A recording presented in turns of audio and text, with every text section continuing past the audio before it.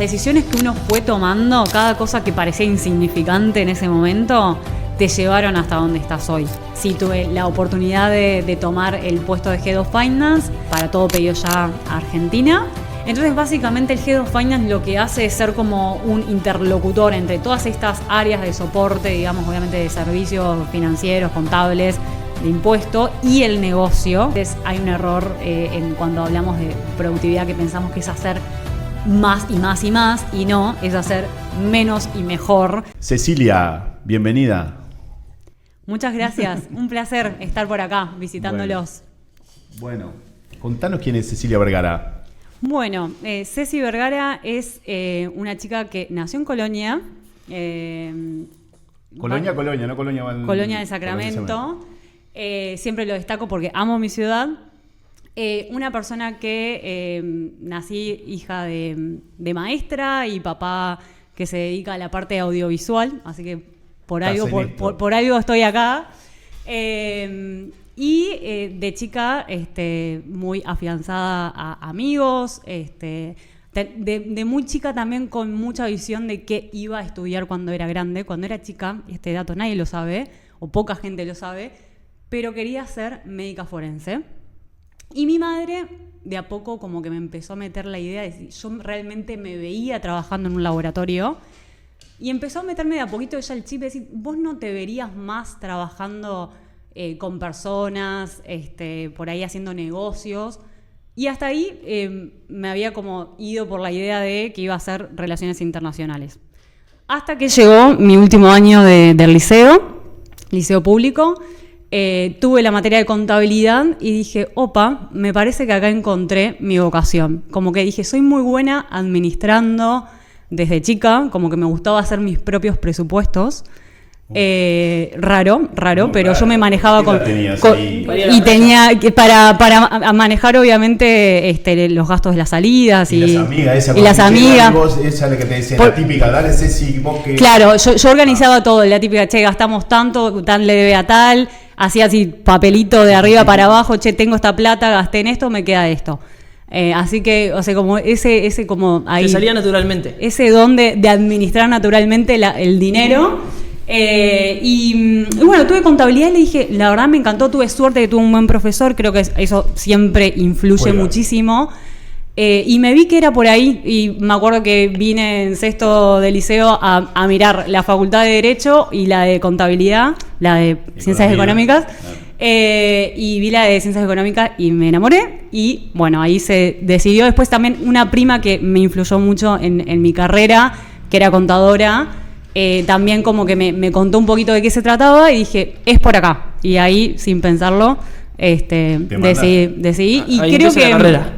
O sea, a diferencia por ahí de casos que he escuchado a veces, sí, como que yo realmente hice la carrera convencida de que era lo que me gustaba, y no por descarte o no porque, viste, muchas veces pasa de que termina siendo una carrera un poco, como tiene diferentes ramas, por ahí la gente la usa como, bueno, no sé qué estudiar y piensa en contabilidad o administración. Yo la hice convencida de que era lo que me gustaba, y la verdad la disfruté muchísimo los primeros años sobre todo. Así que bueno, me tocó venirme para Montevideo, vivir en una residencia. ¿En qué año, Ceci, empezó la carrera? En 2009. También, bueno, yo tengo hermano por parte de padre, pero siempre viví sola toda mi vida, me crié sola. Entonces esto de venir a vivir en una residencia, de compartir el cuarto con 3 personas más, fue una experiencia alucinante. Me hice amigas de toda la vida ahí en la residencia. ¿De todo el país? De todo el país, esto de compartir también con gente de todo el país. Estudiábamos juntas, fue una época muy linda que recuerdo con mucho cariño. Y bueno, y después, nada, siguió la vida acá por Montevideo, y bueno, después ya hablaremos un poquito más por dónde ando. ¿Y cómo fue la carrera, Ceci? Porque venís de Colonia, de seguramente un colegio o un liceo con pocos alumnos, y pasás a la facultad que es superpoblada. Sí, bueno, primero me costó mucho matemáticas. Me costó muchísimo, la verdad. Interrumpimos la entrevista para contarte que sigue vigente el decreto 268 del 20, que te permite presentar un proyecto de inversión con beneficios fiscales muy altos. Si tu empresa hizo alguna inversión en bienes de uso, como la compra de un vehículo utilitario, un galpón, una reforma de un local, una compra de maquinaria o alguna otra inversión, podés presentar un proyecto de inversión y obtener beneficios fiscales muy altos. Si te interesa saber más, podés visitar nuestra web, que es www.lmconsultores.com.uy, o contactarnos al teléfono que figura en pantalla. Ahí sí no tuve tanta suerte en el liceo de tener buenos profesores. Obviamente arranqué clases particulares. Sí. ¿Tenés algún docente ahí que te ayudó del inicio? Sí. Creo que fue clave. Como que lo que me pasó es que en la primera clase de matemáticas dije, yo no entiendo nada, y ahí tuve como esa rapidez de decir, no, yo necesito ir a clases particulares, y me anoté sin pensarlo, y eso me ayudó mucho. Y después, un poco lo que me pasaba de esto de la superpoblación en la facultad, que obviamente es un cambio bastante, sobre todo para la gente que viene del interior, es un cambio bastante grande. Pero yo soy una persona que funciona muy bien en la mañana, entonces lo que hacía era anotarme en todos los teóricos desde las 8 de la mañana, y igual me iba a la facultad a las 7 cuando abría, conseguía lugar para sentarme sola. Me acuerdo que me levantaba temprano, era de noche, iba caminando a la facultad y me agarraba lugar para sentarme, que era clave en aquellos teóricos multitudinarios. Muy aplicada siempre. Sí. Creo que dijo algo muy interesante ahí, Nico. Ella dijo lo del tema de me anotaba. Yo era muy rendido. Primero dijiste, no era bueno en esto, o sea, te leíste rápidamente que yo soy bueno en esto y tomaste una decisión. Y lo otro es muy aplicada, o sea, muy ordenada, y reconoces que tu momento más productivo es la mañana. Sí. Y eso no debe haber cambiado. Y eso no ha cambiado, y aprovecho mucho ese como espacio que yo sé que tengo más energía o lucidez mental, por decirlo.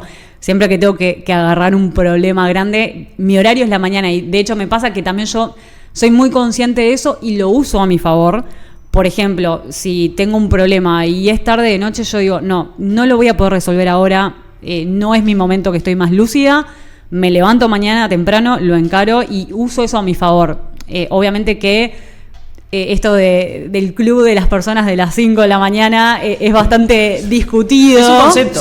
Un concepto. Ahí está. Y sí quiero aclarar, porque es algo que me parece que está bueno aclararlo, porque no porque otra persona tenga el ciclo circadiano en un sentido contrario y funcione más en la noche, eso no quiere decir que está mal. Cada uno tiene que ser consciente de encontrar donde uno se sienta más productivo y manejar eso a su favor, o sea, administrar eso, ir administrando las energías que tenemos, cuando tenés el pico de energía, fijar su rutina. Un poco tu rutina en virtud de eso. Yo coincido contigo en el tema ese, o como dice Nico acá, de lo de que es un concepto, no es que te tenés que levantar a las 5 de la mañana, porque yo no me levanto a las 5 de la mañana, pero imposible. Pero sí he ido tomando esas medidas para ir ordenando la gestión interna de nuestros proyectos que tenemos en conjunto con Nico por ahí. No me voy a ir del tema, porque después Nico me pega por abajo de la mesa y vamos a tratar de circular con Ceci, un poco tu historia que veníamos llevando. Ceci, empezás a avanzar en la carrera y empezás a trabajar antes de recibirte o después. Sí, empecé a trabajar cuando yo estaba cursando tercero o cuarto, era en el 2012. Entro a trabajar en KPMG. Es graciosa la anécdota de volver un poco a esa época, porque en aquel momento las publicaciones de ofertas laborales capaz que todavía sigue estando, pero capaz que ha ido evolucionando bastante, pero eran en Gallito Luis. Entonces me postulé por ahí. Y todos abríamos la página de Gallito Luis. Exacto. Y bueno, vieron que les conté que tenía una prima que me fue ayudando un poco también, a mi mentora, digamos, de carrera. Y le dije a ella, me llamaron de KPMG. Así. O sea, no.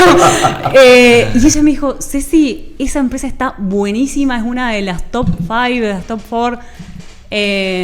Y yo, bueno, no tenía ni idea qué era. O sea, la verdad era bastante ignorante en cuanto al mundo laboral. Pero bueno, al parecer era una empresa que sí me iba a formar mucho en mis inicios. Y así fue. Primero entré para la parte de auditoría, pero a los poquitos meses estuve trabajando más en el área de consultoría. Y la verdad fue una muy buena primera experiencia laboral, porque este tipo de empresas, que bueno, como digo, las top 4 hoy en el mundo, te capacitan a cómo trabajar como con información de calidad, con cierta como metodología, procesos. Uno se pone muy... yo destaco mucho eso en las Big Four también, que ese mundo... bueno, de hecho nosotros tratamos de traer gente que haya pasado por ese lugar, porque ya sabemos que pasaron un proceso de ir a información de calidad, de la metodología, de los procesos, y bueno, se aprende mucho de eso, de ese tipo de consultoras. La verdad, nosotros somos muy afín ahí a esa forma de trabajo. Tal cual. Genera tremendas bases, pero no solo para consultoría, sino para toda tu carrera, me parece, por lo menos lo que...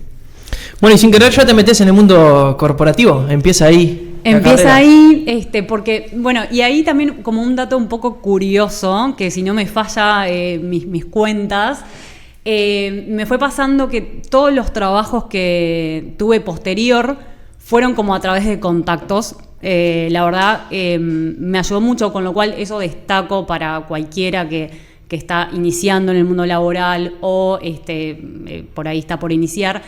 La realidad es que uno se va haciendo su red de contactos y eso ayuda muchísimo. ¿Qué me pasó puntualmente con KPMG? Yo trabajé casi los 2 años o por lo menos 1 año y medio con un cliente. Justo se dio esa casualidad, no siempre es así, pero sí me había tocado un cliente muy largo, que era el Hotel Sofitel Casino Carrasco. Y bueno, y lo que pasó obviamente que fui conociendo el equipo de administración del hotel. Y después que yo me fui de KPMG, me terminaron llamando para trabajar ahí, como en la parte de auxiliar contable, digamos, fue mi primer trabajo de auxiliar contable. Lo disfruté muchísimo, la verdad, tuve un muy buen equipo. De ahí también, después vamos a ampliar, pero conocí una persona que fue mi compañero laboral en varios trabajos más. Pero bueno, también a través de un jefe que tuve ahí, ese jefe después se había movido a otra empresa y también me moví junto con él. Ahí empecé a trabajar ¿Se da mucho eso en el mundo corporativo, que el jefe se vaya y se lleve parte del equipo? Sí, yo creo que sí. Y no me parece que ni esté bien ni esté mal, capaz. Pero creo que uno como jefe, cuando llega a un lugar nuevo y tiene un desafío muy grande, no hay nada más confiable que trabajar con tu equipo que ya traías, con lo cual sí se da mucho ese movimiento. Es como un movimiento de pases a veces del mundo corporativo, pero entiendo el porqué. A veces por ahí puede haber algún tema como de oposición de intereses, pero en realidad creo que yo lo recomiendo. O sea, yo sí creo que haría lo mismo si me tuviera que arrancar con un equipo de cero. Está bueno ir a buscar esas personas que vos ya confiás y que te es fácil como ayornarte para empezar a encarar un nuevo desafío. Pero sí creo que también está bueno uno que lo piensa ahora como y lo ve como en retrospectiva. Es las decisiones que uno fue tomando, cada cosa que parecía insignificante en ese momento, te llevaron hasta donde estás hoy.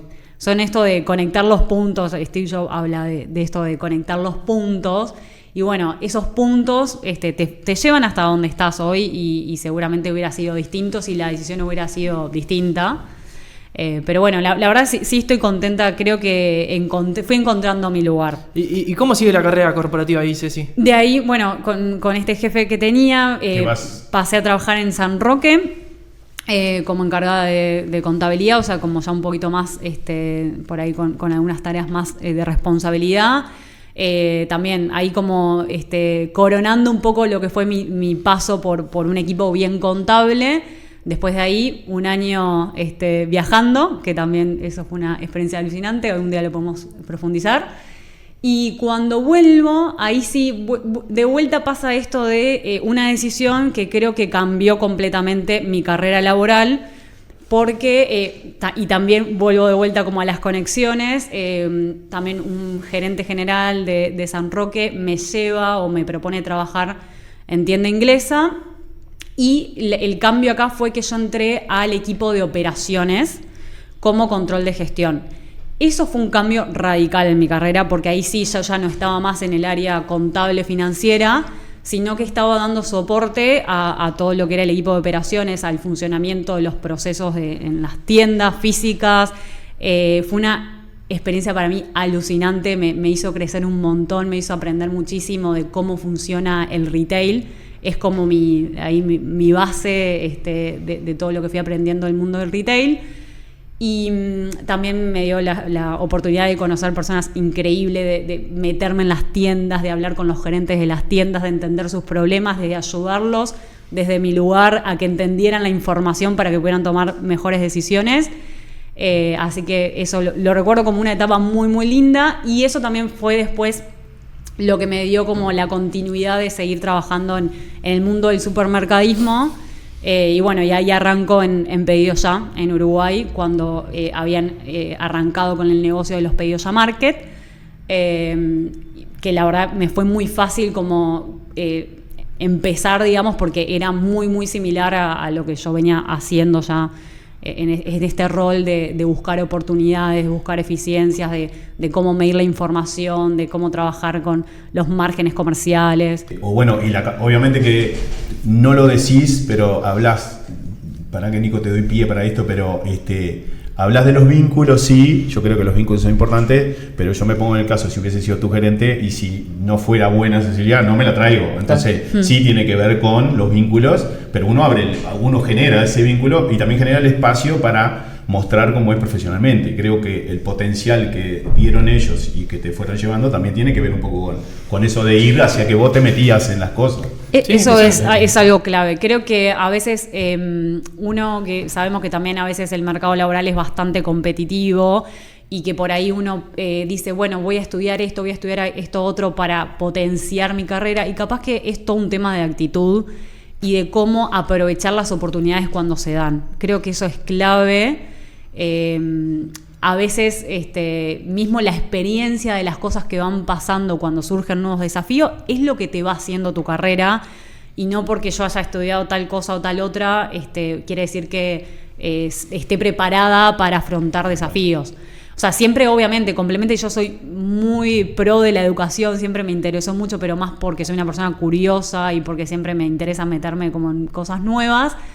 Pero esto de aprovechar las oportunidades cuando se dan en desafíos, eso es clave, esa actitud emprendedora. Eso te iba a decir, es eso que se dice ahora, intraemprender. Es decir, tener la posibilidad de emprender, pero dentro de una gran compañía. Exacto. Uno, ahí va, creo que el hecho de estar en una corporación, una corpo,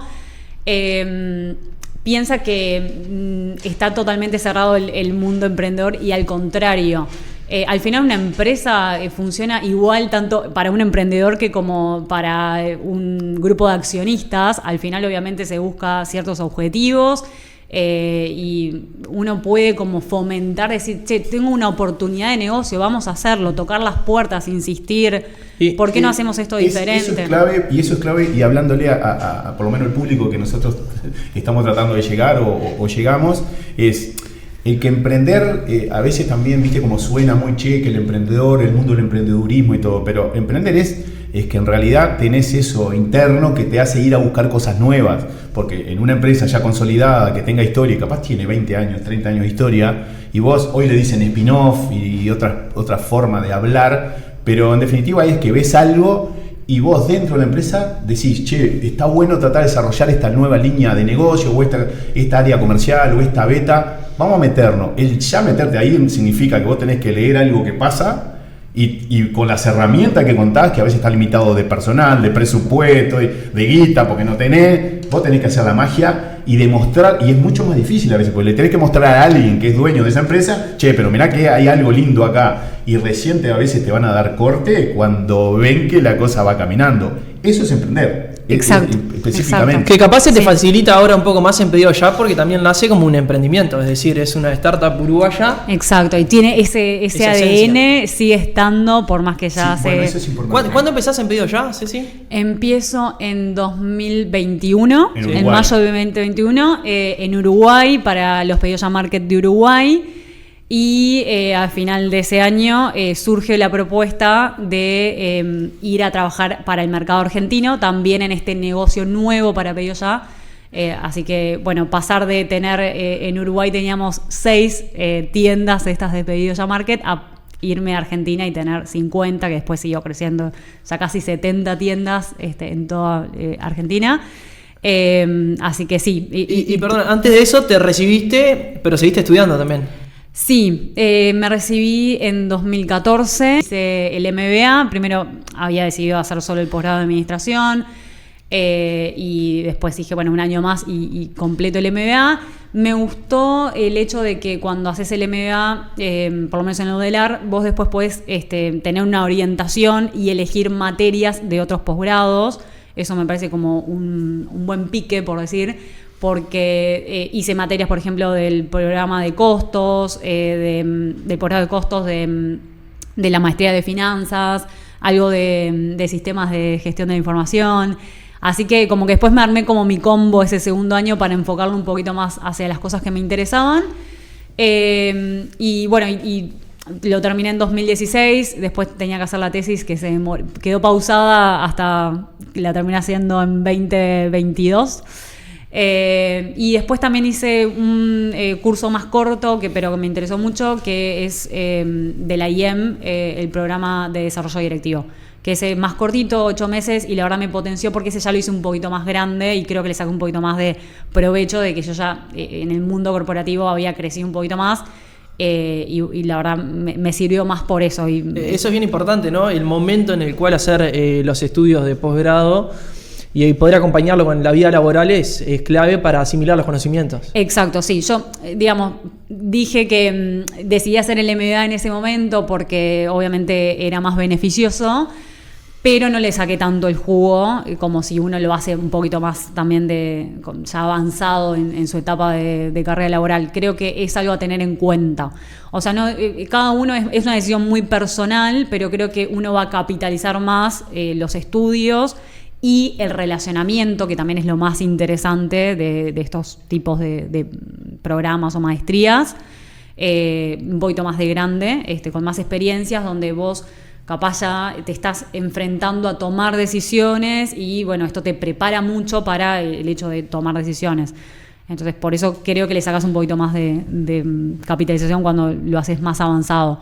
Pero bueno, después es personal, porque hoy por hoy hay, como entiendo, muchísima más apertura de cosas para ir estudiando en el mientras tanto y capaz cosas más cortas, lo cual está buenísimo, que haya ido como evolucionando todo lo que es la parte de educación. ¿Vos crees que es determinante hacer eso? Porque yo tengo una visión, tú lo acabas de exponer un poco y fuiste haciendo la forma tradicional de estudiar de nuestra querida UDELAR, Universidad de la República, pero creo que hoy también comentaste o previo que charlábamos más en la previa, de que no es ir tanto a lo tradicional quizás hoy, porque estás en un mundo, estás en Pedido Ya, una empresa hiper competitiva, súper marcadora de por dónde caminar en ciertas cosas, dominando en el mundo del retail y de la tecnología y cómo eso se engloba. Entonces, ¿hoy crees que si una persona estudió, no sé, administración y solo eso y se metió en el mundo de Pedido Ya, por ejemplo, crees que es determinante hoy ir a hacer un MBA o hacer un curso duro de un filtra posgrado? un poco, ¿no? Yo creo que filtra. Bueno, pero filtra el cartón te filtra un poco. Supongo, sí, pero ahí ya no meteremos otro mundo que tenga una opinión de los reclutadores, porque tengo una opinión, la invitada de Cecilia, pero le pregunto a ella en particular, no por el reclutador, porque quizá ella dice, no, yo capaz que con un contador que el tipo tiene tremendo potencial, o un administrador, y el tipo después se formó en otras cosas, que es la pregunta, ¿qué crees que debería reunir la característica una persona que vos podrías decir, che, esta persona que yo quiero dar el paso hacia otro lugar dentro de Pedido Ya o en otro lado o otra cosa que te lleve la carrera o tus aspiraciones personales, y decir, che, pero esta persona reúne las características y no hizo un MBA y no hizo un posgrado y no hizo, pero sí debería hacer esto? Sí, o sea, yo lo que creo ahí es que no limita no tener estudios, digamos, de posgrados o maestrías, no limita. Pero, por ejemplo, voy a dar este ejemplo por ahí. Creo que los MBA hoy son mucho más útiles para personas que están muy por fuera de toda la visión financiera. Ejemplo, capaz, un gerente de tecnología. O un agrónomo. Que fue un estudio tan hard, un agrónomo que tiene que administrar un negocio rural. por ahí te da más esa visión de negocio, que nosotros en nuestra carrera ya tenemos esa base. Creo que hoy el MBA es mucho más aplicable a gente que viene como de otras ramas. Sin duda. Como para terminar de formarlo en cuanto a administrar un negocio o a entender un poquito más de la parte financiera. Nosotros tenemos ya eso en nuestras bases de educación, digamos, de cuando fuimos haciendo la carrera, con lo cual siento que no limita. Por ahí es más para otra etapa. O sea, depende también mucho en la etapa que uno se encuentre.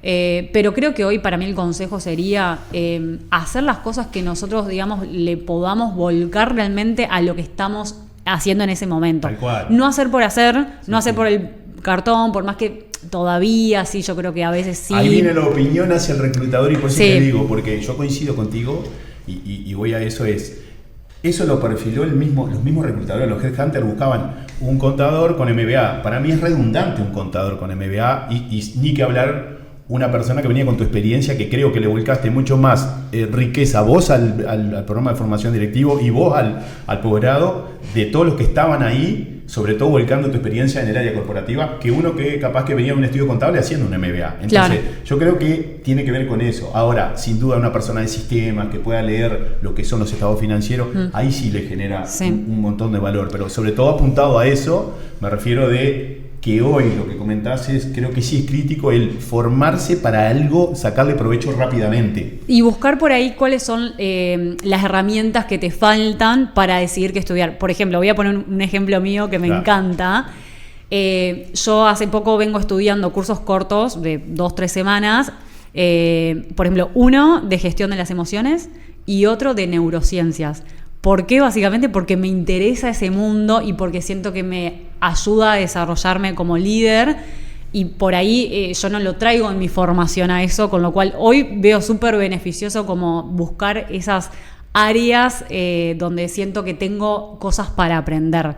Como eso lo estoy súper disfrutando. Es como, por eso digo, siempre la verdad me gustó mucho estudiar y hacer cursos o estar como ayornada con nuevos temas o enseñanzas, pero buscando lo que realmente aporte valor hacia uno y no hacer por hacer. Lo mismo por ahí si alguien dice, hay un contador, por ejemplo, hoy por hoy que está el programa de especialización de costos, que me parece que es muy bueno, por nosotros en la carrera, la verdad de costos vimos poco, y es un área súper relevante después para administrar una empresa. Entonces hoy, por ejemplo, si tuviera que recomendar, creo que recomendaría más por ese camino de que la parte de toma de decisiones de costos es fundamental, sobre todo, por ejemplo, en empresas productivas o como para tomar decisiones, qué me conviene hacer A o B. Bueno, esa la veo fundamental. Después, por ejemplo, finanzas, depende, porque me parece que es mucho más... Realmente tenés que buscarle como la aplicación a las finanzas, o sea, saliendo de lo que es finanza corporativa, pero todo lo que es más de banca y todo eso, si no estás trabajando en eso, no sé si te va a aportar tanto valor. Tal cual. Ceci, y bueno, te vas para Argentina. Me voy para Argentina. Es vaciar el apartamento, sí. Amoblar uno allá. Bueno, ¿cómo fue esa experiencia? Bueno, mirá, les voy a contar cómo surgió todo, porque me gusta esa anécdota, la verdad. Me acuerdo mi jefe de Pedido Ya Uruguay, que me llama un viernes a las 6:05 de la tarde si tenía 5 minutos para juntarme con él. Y digo, sí, obvio. Los 5 que le quedan al día. Si llama el jefe. Si llama el jefe. ¿Qué problema habrá pasado para un viernes? Hay una cagada, me matamos. Sí. Y básicamente me dijo, mira, Ceci, me están preguntando por vos para irte a Argentina. Yo les dije que me parece que no vas a estar interesada porque yo me acababa justo de mudar y todo. Pero bueno, te lo quería comentar por las dudas. Yo digo, no, sí, me interesa. No me conocen, dijiste vos. No. Claro, no me conocen, no sabe que soy una persona tan arriesgada. Y quedó, creo que no se la esperaba, lo sorprendí. Y dije, sí, me interesa. Bueno, perfecto, bueno, avísame. Eso pasó, no sé qué mes, pero capaz octubre. Pues tuvo sus tiempos, sus días y vuelta, pero bueno, para diciembre vino la propuesta formal. Tuve entrevista como cualquier proceso interno dentro de la compañía. Diciembre de 2022. Diciembre de 2021. Perdón, te corto un poquito. Estaba en pleno lío aquello del tema sí. monetario, sí. Era un lío. Ahí tenías que, pero ¿cuánto voy a ganar en dólares? Capaz que uno lo eso. Yo en ese momento era ignorante, seguramente. Y un poco creo que ahora vamos a hablar un poquito de qué me sirvió la experiencia, pero yo sabía que era complejo el contexto de Argentina, pero de lo que escuchaba muy de oído, no estaba tan interiorizada como era la realidad y cuáles eran las limitantes y cómo funcionaba la economía y qué impactos tenía. Pero ante la propuesta como el desafío era interesante porque la verdad el mercado de pedidos ya en Argentina es muy grande y sabía que eso iba a ser un salto en mi carrera. Dije, yo voy, después veo cómo me arreglo. Y ahí creo que también vino mi ADN emprendedor de decir, después vemos cómo lo resolvemos, pero si lo vale, yo estoy para hacerlo. Perdón, ¿en cuánto tiempo te ganás la posibilidad de ese cargo en Argentina? ¿Cuántos meses llevas ahí en Pedido Ya? Yo llevaba 8 meses. 8 meses. Tremendo. Era un cambio, sí, bastante rápido. Sobre todo se dio esa oportunidad, quedó vacante ese puesto. Te la ganaste probablemente también. Me la gané. En 8 meses que fuiste la gerente de Uruguay. Yo estaba ahí como finance manager. No lo estabas dimensionando, pero estamos con una persona que hizo tremendo carrerón en Uruguay y hoy es la Head of Finance, ¿estamos bien? Sí. En Argentina, o sea, en la financiera, ¿con cuántas personas tenés bajo tu no, somos un equipo chiquito, pero peleador, digamos. Sí, pero no deja de ser un área clave dentro de Pedido Ya, de cualquier compañía. En Argentina, ¿no? En Argentina. ¿Qué país? Parece más de lo que no es. No lo venís contando, no lo decís y te surge ese ADN uruguayo de siempre que nos bajamos un poquito el precio, pero tremenda figura. La verdad que sí. La verdad que sí. Sí. Bueno, pero volviendo ahí como a diciembre, vino la propuesta y básicamente eso, yo estaba para hacerlo, dije que sí y después lo que me pasó obviamente que mientras lo iba compartiendo me decían que estaba loca, que cómo me iba a ir a Argentina cuando todos los argentinos estaban viniendo para Uruguay. Exacto. Era a contracorriente. ¿Pero eso te pasaba en tu contexto acá de Uruguay o tus compañeros de Pedido Ya Argentina? No, allá también me decían. Un dato interesante. Lo vamos a ver. ¿Quiénes eran los que te decían que pero vos me decían, vos trabajás acá, pero vivís en Uruguay, ¿no? Yo, no, vivo acá. Y creo que ahí marqué un poco más. Me dijeron, bueno, viene con ganas. Así que sí, pasó eso de que básicamente no tuve a nadie que me diga, me parece que estás en la decisión acertada, ¿no? Obviamente siempre apoyo tuve, pero bueno, sí, pero te la jugaste, a ver. Me la jugué un poquito. Sí. Tal cual comentabas, la gente se venía para acá, los uruguayos íbamos todos a vaciar las farmacias en Argentina. Sí. O sea, era un contexto súper complejo con tremenda inflación, no sé si llamarla hiperinflación, sí. El tipo de cambio volando por las nubes, era todo un contexto complejo. Sí, todavía ahí estaba un poquito pisado el tipo de cambio y bueno, ahí fue aprendiendo un poquito así como las medidas entre políticas y cómo afectan la economía y Después con el diario del lunes yo creo que ya había pasado menos de un año que yo dije, yo tomé la mejor decisión que puedo haber tomado. Yo realmente, sí, obviamente estaba entusiasmada con el desafío, no sabía muy bien con qué me iba a encontrar. Ahí yo a todo el mundo siempre le digo en Argentina que yo fui a hacer el máster de inflación. Eso te lo iba a preguntar, te lo estaba dejando de postre porque convivir con eso en un financiero... Riesgo de tipo de cambio, posiciones, futuro, inflación diaria volando. ¿Cómo se maneja una empresa, el área financiera, una empresa, sobre todo de retail en el fondo? Porque no dejas, corregime porque puedo decir cualquier disparate. Sí. Que funciona con, no sé cómo le llaman, dark stores, ustedes a las tienditas donde tienen los productos. Que la recompra viene con un precio y la reposición viene con otro precio. ¿Cómo hacían? Haciendo estimaciones y más estimaciones. Básicamente, creo que, era muy difícil proyectar en el largo, con lo cual íbamos proyectando en el corto, midiendo, volviendo a entender los impactos, volviendo como a salir de vuelta. La verdad, hay cosas que no las teníamos previsto, como todo, a veces en las finanzas pasa eso. Vos podés hacer un montón de escenarios, pero después van sucediendo cosas que no las tenés previstas y eso tenés que corregir, entender, corregir y volver a proyectar. Sí, pero lo minimizás y a mí se me pone, te juro, la piel de gallina porque es una cosa que debe haber sido una cosa bastante estresante para todo el equipo y para Hubieron por ahí momentos más difíciles que otros. Por ejemplo, hubo cambio de gobierno y la inflación se había disparado 20% y eso implicaba que teníamos que tener una reunión mensual. Sí, yo ya estoy acostumbrado a otro contexto. Uruguay tiene 5 anual, sí, entonces estamos en unas cuestiones complejas, hiper complejas. Yo también me apoyo mucho en un equipo de finanzas regional, que son los que interactúan con ellos. Pero sí, en la diaria nosotros estábamos como al frente de la línea de combate. En estas épocas donde la inflación se había disparado, era reunión todos los días para definir qué precio le íbamos a poner a nuestros productos para vender, obviamente en conjunto con el equipo comercial y de estrategia. Pero era una incertidumbre decir, tengo esta mercadería, ¿la vendo o no la vendo? Vos pedías cotizaciones, por ejemplo, para hacer una obra en una tienda y las constructoras decían, no, yo ahora no te puedo pasar ningún precio. O sea, se había como frenado. Pero bueno, son etapas. Algo que aprendí también es que el argentino vino con eso ya desde que nació. En el ADN es y una lo entiende. brutal. Y yo creo que hasta están un poquito más desarrollado en la parte de educación financiera. Sí. Allá es súper común, por ejemplo, invertir. O sea, eso es algo que ellos tienen que ir buscando la forma de cubrirse de la inflación. En definitiva, es una especie de financiero porque él va a tener que minimizar sus riesgos y convive con eso. Y la barraca, el corralón tiene que seguir laburando. Porque más allá que sí que no venda, pero en un momento la arena y el bloque y las cosas de ferretería las tiene que empezar a vender. Exacto. O sea, es brutal la diferencia que hay, sin duda. O gastar la plata.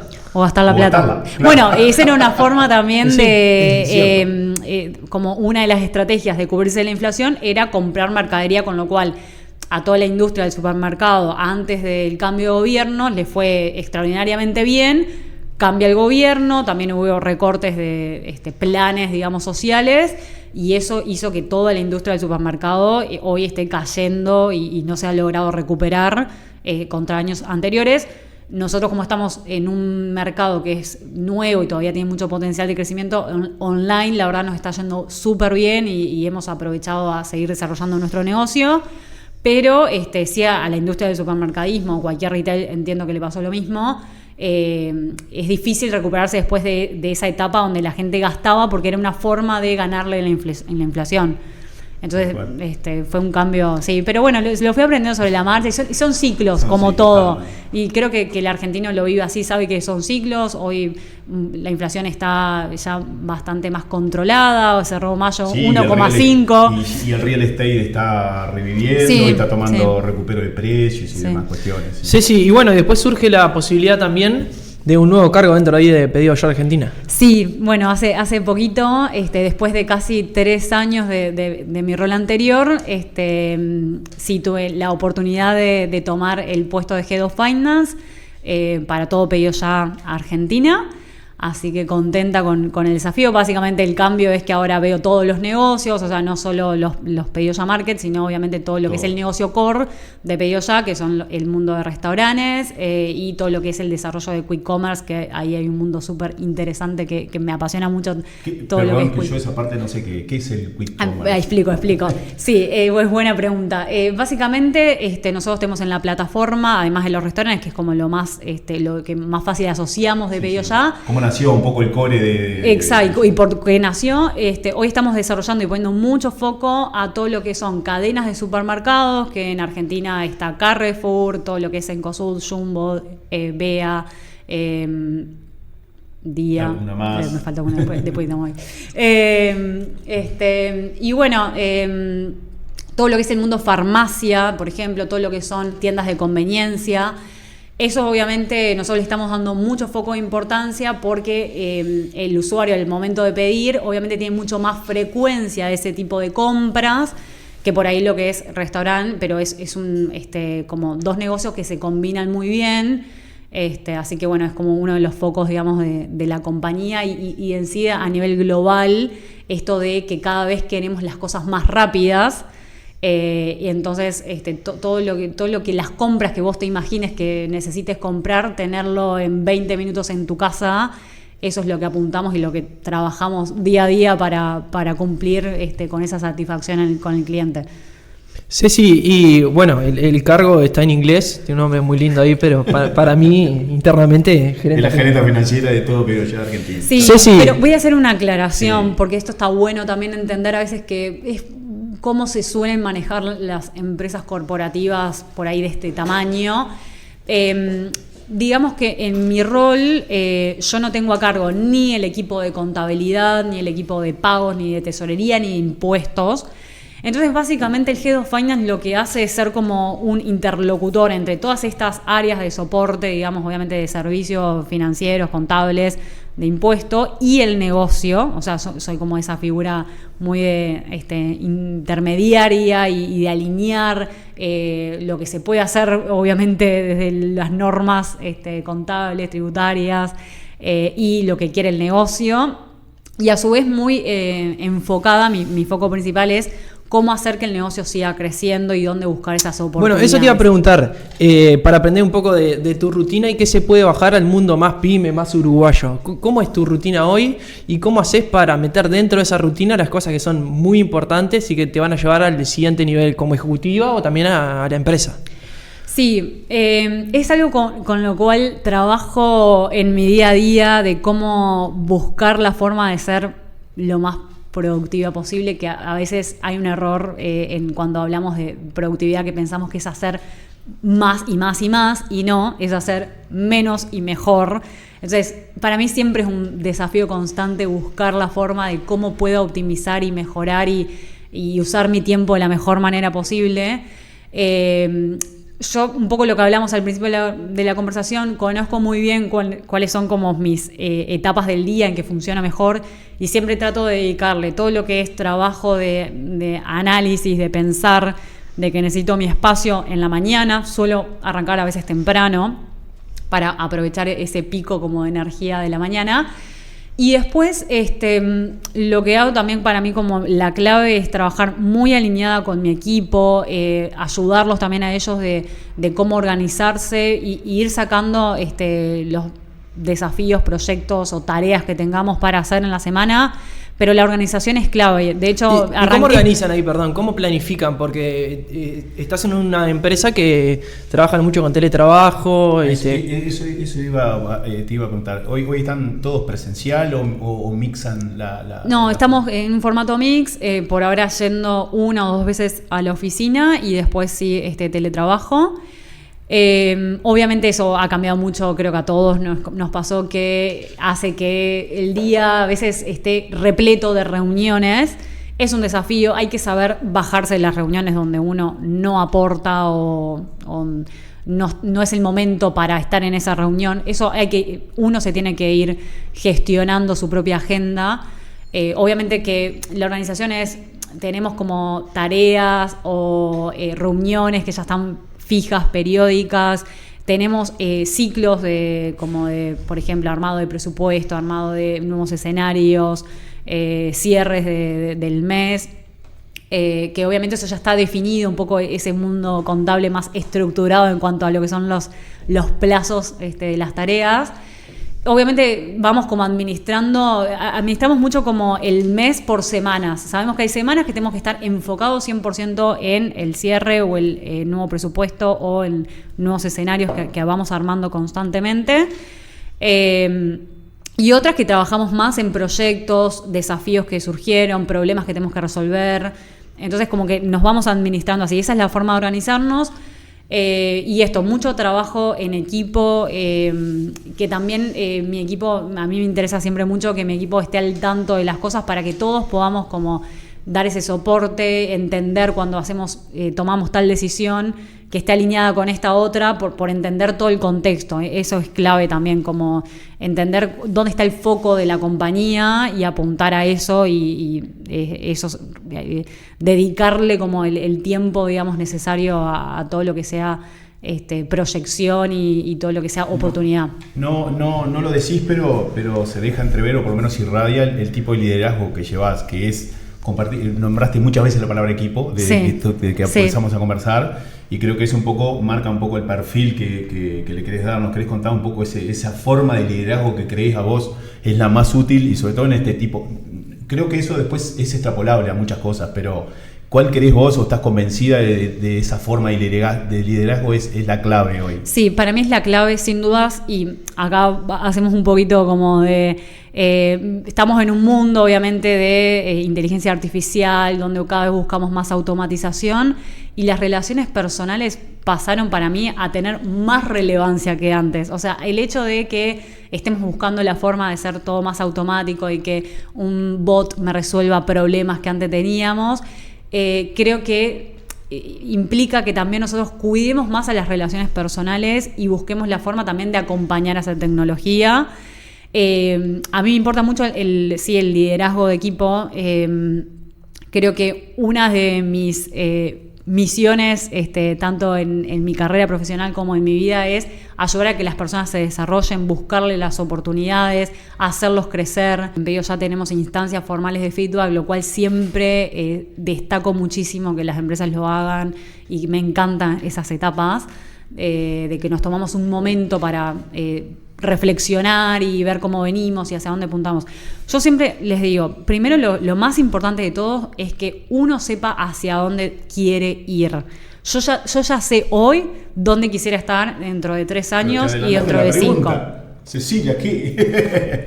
No, contando, perdón. Y eso se los inculco mucho a ellos, y después vamos buscando la manera de acercarse, porque es verdad, a veces por cómo se dan los funcionamientos de ciertos equipos, o porque por ahí a veces no hay puestos disponibles, es difícil que se dé ese movimiento.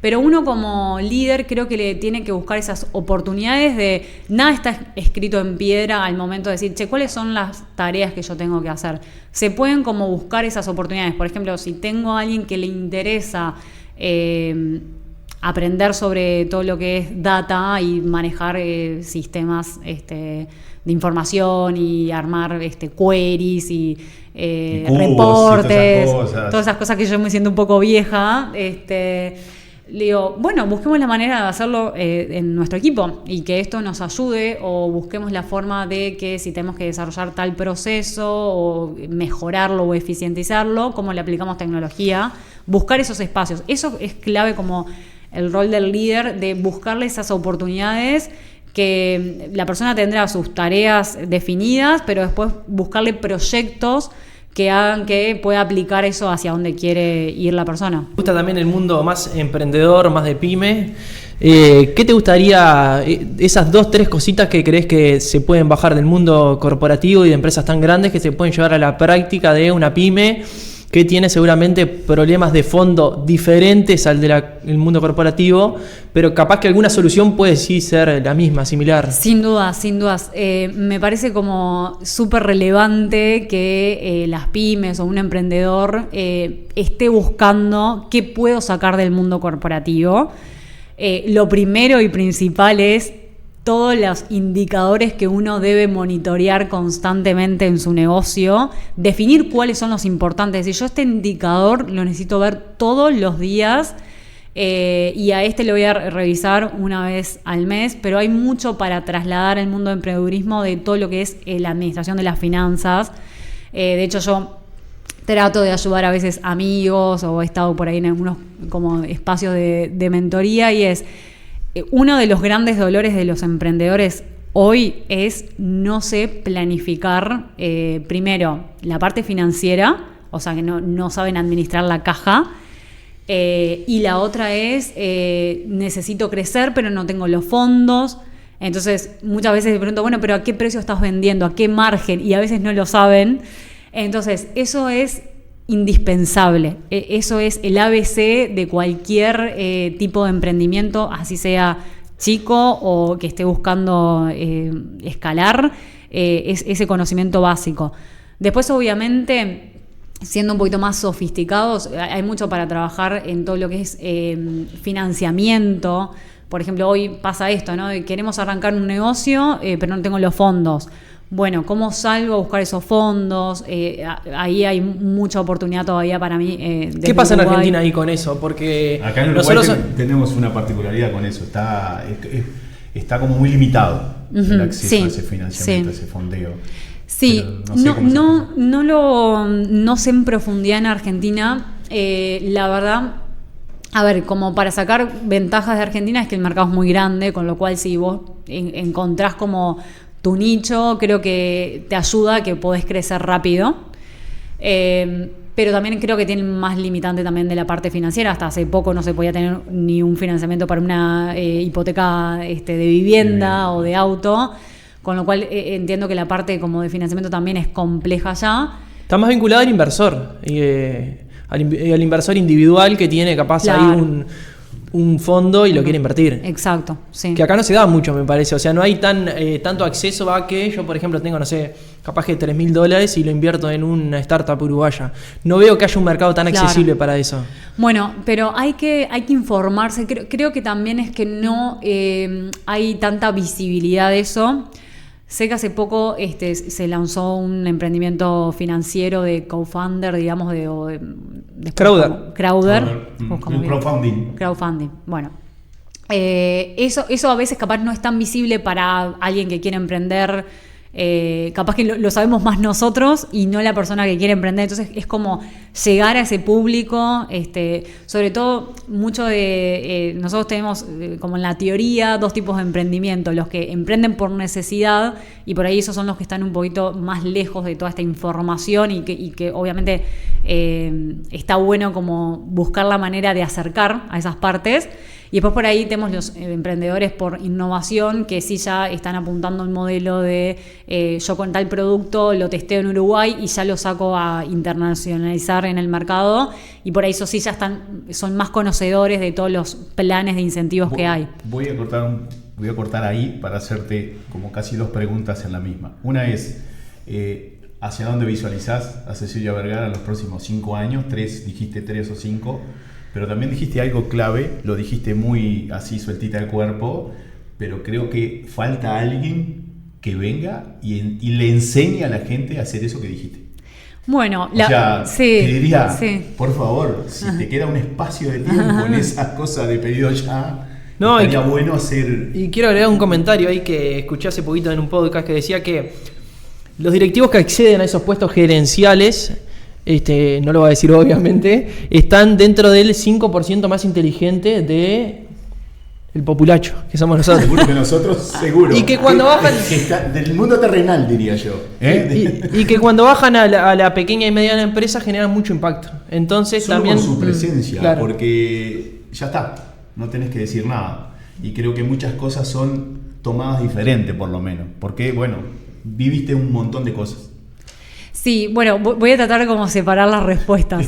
Primero voy a decir algo muy para que bajarme un poquito de ese 5% tan inteligente. Yo no me considero una persona tan inteligente en cuanto por ahí a, digamos, la parte más de inteligencia racional, por decir una manera, pero sí tengo mucha inteligencia emocional, que lo cual lo trato de usar mucho a mi favor.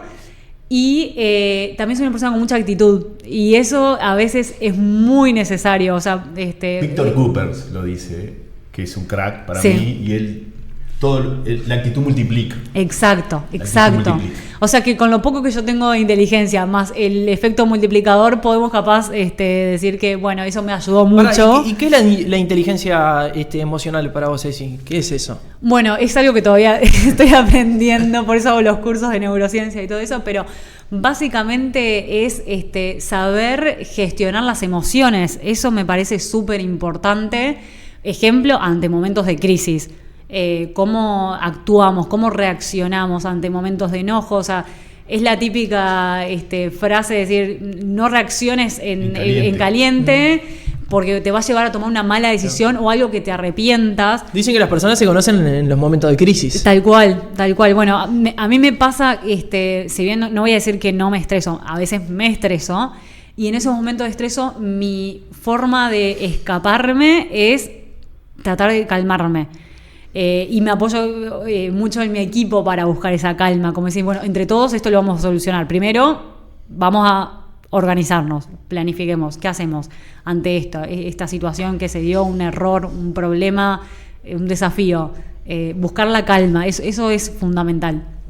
Pero bueno, yendo a la pregunta de cómo me visualizo en 3, 5 años, la verdad que en Pedido Ya estoy súper contenta porque me abrió las puertas y me siento que tengo una oportunidad de seguir aprendiendo de la compañía y de seguir relacionándome con otros equipos. Me ha hecho crecer mucho también desde el relacionamiento con las personas. Así que me veo continuando mi carrera ahí, buscando por ahí otros horizontes. Por ahí vine siempre haciendo el trayecto de lo financiero, pero también me gusta la parte mucho de negocio, entonces todo lo que pueda ir usando, digamos, de mi experiencia actual como Head of Finance, que busco darle mucho soporte al negocio, bueno, buscar también por ahí ese camino. Y después, como aspiración o como sueño, sí me gustaría mucho trabajar para ayudar a emprendedores o para también incluso democratizar un poquito más todo lo que es educación financiera. Así que ese sería mi sueño. Te digo que hay un espacio gigante en Uruguay. Tal cual. Por lo menos sí. Gigante, se ve a diario, lo vemos en empresas, lo vemos en emprendedores, lo vemos en empresas grandes, en empresas chicas, familiares. Es impresionante lo que falta de gente capacitada que haya recorrido esto, porque uno va a contar una experiencia también, o sea, uno no viene con su verdad. Esto es así. Bueno, uno abre la cancha y creo que tu experiencia, todo esto que has recorrido, te da un enriquecimiento de poder volcar eso hacia el resto, que está buenísimo que venga con este espíritu de compartirlo. Ojalá que lo podamos vivir. Se dé. Y es muy inteligente. Ya no le queremos seguir pegando, pero el efecto multiplicador es una curva un poquito más alta que la nuestra. Ceci, ¿y cómo encontrás el equilibrio entre el mundo corporativo, que es tan competitivo también, y con tu vida normal, tus amigas, tu pareja? ¿Cuándo tomás un mate? ¿Cuándo tomás un mate, Cecilia? Ahora. No. Bueno, el hecho de vivir en Argentina obviamente hizo que cambiara un poco mi vida social. Se extrañan obviamente los amigos. Yo tengo como muchos grupos de amigos también en Colonia, en Montevideo. Siempre que vengo, a veces no me da el tiempo para visitarlos a todos. Pero algo que busqué, yo en un momento, que esto fue hace casi 2 años, necesitaba un escape de toda esa rutina y la presión y el día a día, y ahí me empecé a meter en el deporte, que es algo que siempre como que me interesó, pero como que nunca yo lo priorizaba. Yo siempre era lo que hacía último, o por cumplir con compromiso siempre dejaba de lado el deporte. Y bueno, arranqué corriendo, dije quiero hacer una carrera de 10K. Bueno, de a poquito fue pasando de una meta a la otra, hice una carrera de 10K. Después dije, bueno, ahora me gustaría hacer una media maratón. Hice una media maratón. Que son 21 kilómetros. 21 kilómetros. Y cuando salí de esa media maratón, la cual preparé muy mal, no lo recomiendo que lo hagan como yo, porque empecé 2 meses antes con un entrenamiento como lo hacía yo misma. Dije, yo lo voy a correr, pero no fue las mejores condiciones. Y de ahí, cuando salí de esa media maratón, dije, bueno, lo que sigue me gustaría que fuera un triatlón, que no sé bien cómo surgió. O sea, no sé si porque yo nadaba de chica y dije, la parte del nado se me va a hacer fácil, o fue porque de chica una vez había visto un triatlón y me parecía como que era muy divertido eso, que se cambiaban de una cosa a la otra. Bueno, Guille hacía triatlón también. Guille, no, el hermano. El hermano. Bueno, el hermano de Guille, mi pareja, también hacía y me había contado, y como que me parecía interesante. Entonces fue como ese pensamiento que se me vino así el mismo día de la carrera, después de descansar un rato. Dije, lo próximo que haga quiero que sea un triatlón, pero sabía que era encararlo de una manera distinta, porque bueno, ya implicaba comprar una bici, un mundo completamente distinto. Así que bueno, con ese bichito en la cabeza, en 2024 empecé como a toda la preparación de comprar la bici, empezar a ir a nadar, buscar un triatlón para hacer, hasta que surgió primero uno más cortito que lo hicimos compartido con Guille, y después se veía como en el calendario que estaba Punta del Este marzo 2025, pero en una distancia muy grande. empezándome a meter un poquito más en el mundo de los triatlones, era un Ironman. ¿Qué significa el Ironman? Que básicamente es como el grupo que lo organiza, pero era una distancia bastante más larga, se llama el 70-30, pero era básicamente hacer 2 kilómetros nadando, 90 en bici y media maratón, o sea, 21 kilómetros corriendo. Y dije, bueno, eso más o menos era, por decirte, octubre, noviembre. Bueno, si lo preparo, llego. Pensé, busquemos un plan de entrenamiento, lo convencé a Guille para que también lo haga conmigo, para darnos ahí motivación juntos. Y después también fue interesante que el hermano de Guille, que vive en México, dijo, bueno, yo si lo hacen voy. Entonces medio que nos dimos manija uno a otro y para diciembre ya nos habíamos anotado y ahí en 3 meses lo preparamos. Y eso implicó mucha constancia, ahí sí fue como constancia de cumplir con los entrenamientos todos los días, entrenar los sábados, doble horario, los domingos también doble horario, pero súper disfruté, fue como mi actividad del verano, que lo pasé en Buenos Aires, y fue como mi escape de también un momento que arranqué este año un poquito más complejo por temas personales.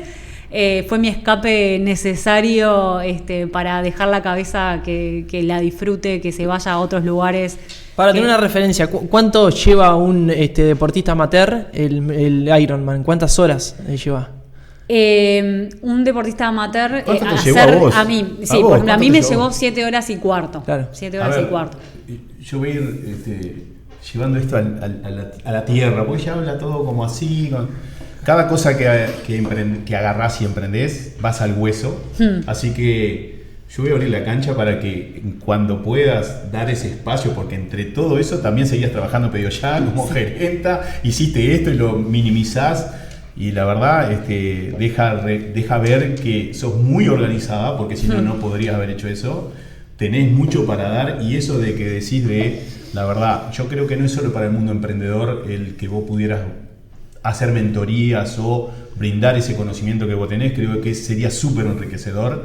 Uruguay te sigue esperando acá, así que vos estás enfrente cuando quieras venir a dar esas cositas sin dejar pedido ya, pero venir a hacer esas incursiones hacia Uruguay. Creo que no solo en el mundo emprendedor, sino que el mundo pyme, en el mundo del podcast. El mundo del podcast también. No, porque vamos a contarlo, así la comprometemos un poco. Sí, claro, sí. Que cuando surge esta posibilidad del podcast, justo yo viajo a Buenos Aires, que veníamos de un viaje con Luisi, y me encuentro con Ceci Guille, y le conté, y justo Ceci también estaba pensando que le encantaría tener un podcast, a lo cual enseguida le hicimos la invitación. Acá hay un canal que haga lo que no usted sé probablemente si todo el mundo cree, pero siento que lo manifesté. Yo había escrito unos días antes de que yo ya tenía desde hace un año la idea del podcast, que me había surgido mientras yo entrenaba para los triatlones. ¿Qué me pasaba? Cuando yo entrenaba para los triatlones quería escuchar un podcast y a veces como que no encontraba lo que yo quería escuchar y dije, ¿y por qué no lo hago yo? Ahí surgió la semillita de emprendedor. Cuestión de que obviamente las prioridades, los tiempos no alcanzaron, pero dije, este año sí quiero volver a ponerle foco, y eso es muy importante a veces para el mundo laboral, hacer foco en algo. Digo, le quiero poner foco a lo del podcast, lo voy a escribir, quiero avanzar con este proyecto. Y ese mismo día o a los pocos días nos cruzamos y bueno, y surgió este nuevo proyecto. Que la idea es que sea con Agustín. Con la idea que sea con Agustín, que después lo vamos a entrevistar y van a ver que es una pieza fundamental de toda esta historia de carrera laboral. Tenemos ahí nuestra historia para contar como colegas, digamos. Trabajamos en varias empresas juntos. Bueno, ya le vamos a buscar la vuelta, pero va a ser algo interesante. Vamos a hacer un poquito de ir desglosando estrategias de diferentes empresas, contando historias. No, es hermoso, el proyecto es hermoso.